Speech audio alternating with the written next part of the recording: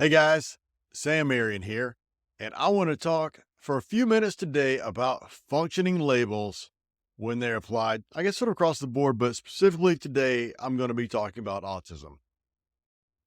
I hear all the time something to the effect of, my child was diagnosed with high functioning autism. And I say back to the folks who say that to me, no, they weren't.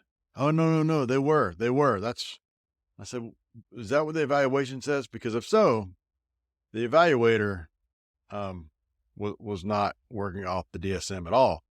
Not again, for those of y'all know me, I'm not a huge pro DSM guy, but this is actually one thing that I think is done very well out of there.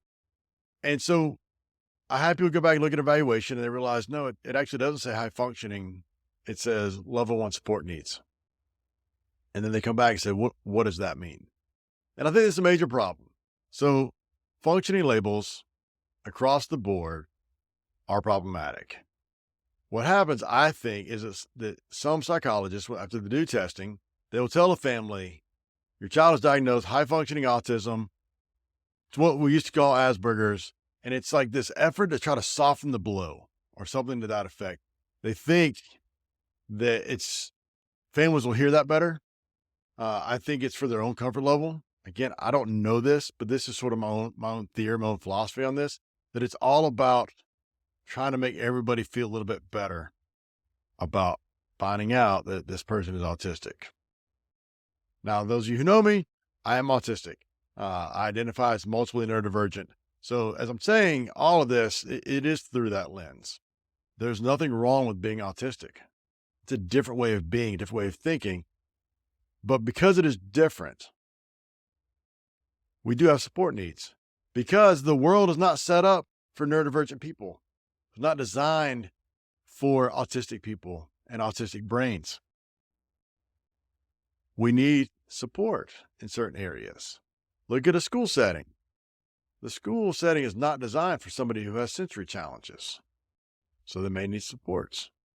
So one thing that happens when we say high functioning, then a family goes to the school and says, yeah, hey, we got this new thing back. My kid here is high functioning autism. They have high functioning autism. And cool, they're high functioning. They're good to go. And then the kid struggles. And they struggle. And maybe there's a few supports in place, but there's no clear conversation. However, what if the psychologist had been clinically accurate and honest? I say psychologist, whoever did the assessing. And instead they said, we do these assessment tools, these measures, and this child is diagnosed autism spectrum disorder, level 1 support need when it comes to, say, communication. Then the family can look into, okay, support needs. We have this language. What does that mean? What are the support needs that they have? And they can start learning about that. The family can go to the school and say, hey, my kid was diagnosed autism level 1 support need. And immediately the conversation can go right into the support needs that are there. That conversation for supports and accommodations is started by the name of the diagnosis.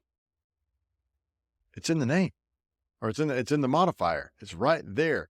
When we know autism is a spectrum, it's not a linear spectrum. It's not high to low, which is what people assume. People took, we used to have Asperger's and autism, and Asperger's, by the way, is extremely problematic as his existence was. And this high-low binary is not at all indicative of the experience in this world. Instead, the spectrum itself is more like a color spectrum, with lots of different points that a person can have a lot of different traits and be autistic. So when we go high to low, it doesn't represent anything because it's just this big stamp. This is, high functioning. And this high functioning person may have some really significant sensory challenges. And that's lost. But if we use the support needs language, we immediately can have that conversation. One, start looking into, what are the support needs? What does this assessment tell us? Oh, they got these significant executive function challenges. So we need to support that. We need to look at that. Let's break this down into the different executive functions and see where do we need to build some scaffolding? How do we need to support? What about communication or social differences? Our goal is not going to be to change the person. We're not going to go into the behavior therapies to try to change who this person is. We want to support them in being who they are. Because of behavior therapists, most of them, when we are starting to study kind of the mental health outcomes of them, they don't look great. But we might need to have some social supports for somebody, some communication supports, these things that drive anxiety and fears and that threat response system being activated. And I've got a video on that that I put up recently about sort of some of these behaviors, these challenging behaviors, and what drives those. But supporting these language takes us right to that. We can look at all the different diagnostic criteria of autism and talk about how we might need to build some scaffolding or some support, some accommodations for this person, this student, maybe this adult, to support these differences, these challenges, so that the person who's got these executive function challenges can still navigate through the school system. And the reason why I'm using some of this too, some of this language, by the way, is that this fits for more than just autism, right? Many ADHD people, many people with learning challenges, other labels, identities, diagnoses, choose your word, whatever feels most appropriate for you.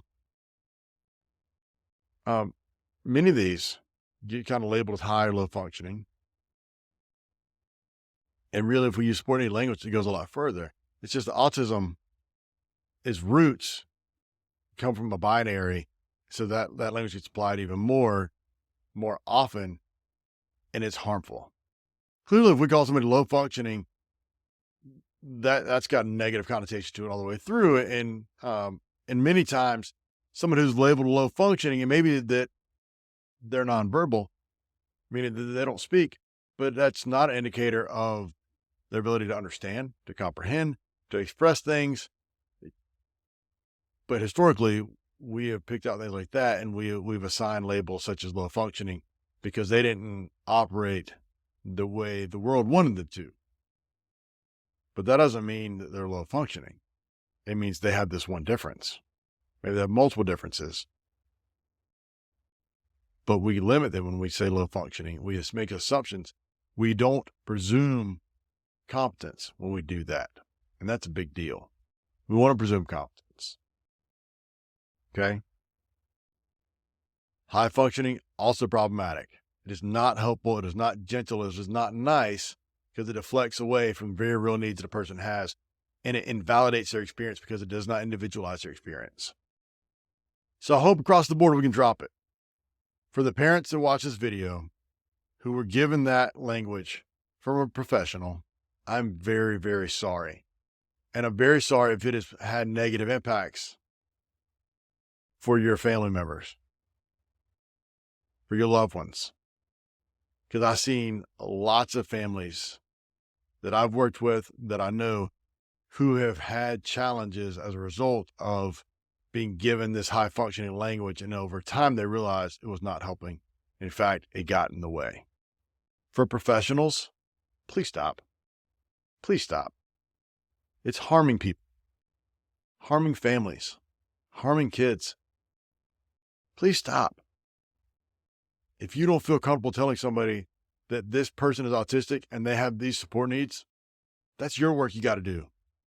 You got to reflect over that. Why are you not comfortable being honest with somebody, being accurate? Why are you not comfortable using language like level 1 or level 2 or level 3 support needs? By the way, level 1 being the lowest level of support need, 3, the highest level of support needs. Every diagnosis has that modifier. And it absolutely happens regularly where a family is told that this person is high functioning autistic. Yet the report uses clinically accurate language, but the family is given different understandings. So please change the language. It's really, really important. We are harming people when we don't do that. We are harming people when we don't use supportive language, affirming language. It is not anti-affirming care to use supportive language. That is the affirming approach. When we are meeting needs, that is affirming. When we deny needs, that is not. I hope this has been helpful. If you have any questions, reach out.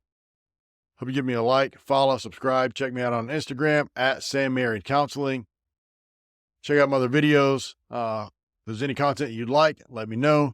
I love being responsive to followers out there and helping guide me in what content to make. Thanks.